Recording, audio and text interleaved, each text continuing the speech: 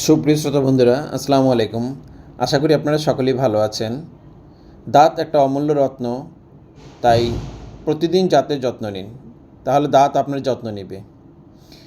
দাঁত যদি নষ্ট হয়ে যায় বা দাঁতে যদি ক্যারিজ ফর্ম করে এবং দাঁত যদি বিকল হয়ে যেতে থাকে, শক্ত কোনো খাবার আপনি চিবিয়ে খেতে পারবেন না এবং দাঁত যদি পড়ে যায় তাহলে চোয়াল ভিতরে ঢুকে যাবে এবং আপনার চোয়ালের শেপ সাইজটাও নষ্ট হয়ে যাবে।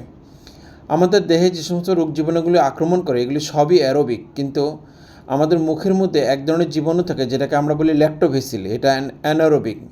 আমাদের খাদ্যকণা বা খাবারের ময়লা উচ্ছিষ্ট অংশ যদি দাঁতে লেগে থাকে এবং আস্তে আস্তে ওখানে স্টোন আকারে দাঁতের মধ্যে বৃদ্ধি পেতে থাকে এবং দাঁতের মাড়ি থেকে স্টোন আলাদা করে এবং দাঁতের মজ্জার ভিতর থেকে এবং দাঁতের মাড়ির ভিতর থেকে সাধারণত অল্প ঘষাতেই রক্ত বা ব্লিডিং শুরু হয়ে যায়। তো এইখান থেকে পরিত্রাণের উপায় হচ্ছে যে প্রতিদিন রাত্রে ঘুমাবার পূর্বে 1 চিমটি লবণ নিয়ে গরম পানিতে একটু দাঁত কুলকুলা করলে আপনার দাঁত সাধারণত নষ্ট হবে না। আর যে সমস্ত খাবারগুলোতে বিচি থাকে এবং ভিটামিন সি জাতীয় খাবার, এগুলো দাঁতের জন্য অত্যন্ত গুরুত্বপূর্ণ এবং প্রয়োজনীয় একটি উপাদান।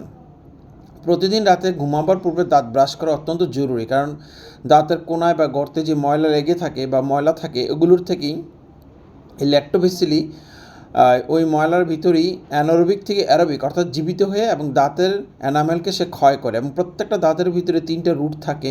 অনেক সময় দেখতে পাবেন যে দাঁতের রুট ক্যানেল করার পরও দাঁতে পেইন হয়।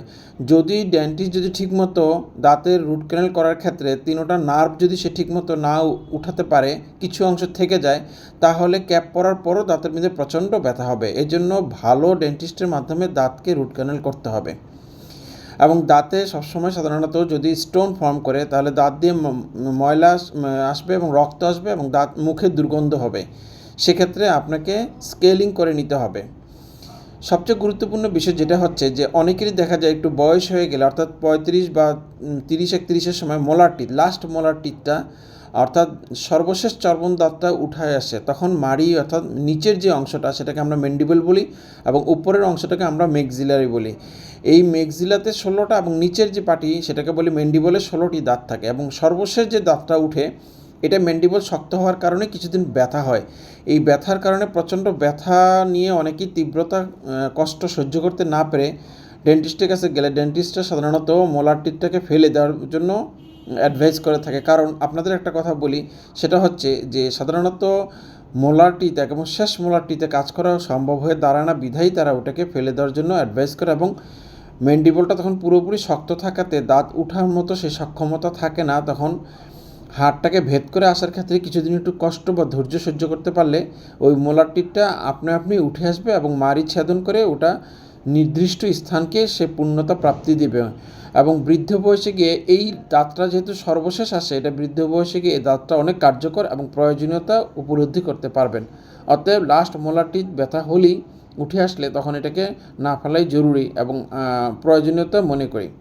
যারা নিয়মিত দাঁত ব্রাশ করেন, শুধু সামনের পাটিতে দাঁত ব্রাশ করেন, ভিতরের পাটিতে দাঁত ব্রাশ করতে শিখেননি বা ব্রাশ নিয়ে সুন্দর করে ঘষতে পারেন না, তাদেরই কিন্তু সাধারণত এই ডেন্টাল ক্যারিজ ফর্ম করে এবং দাঁত নষ্ট হয়ে যায়।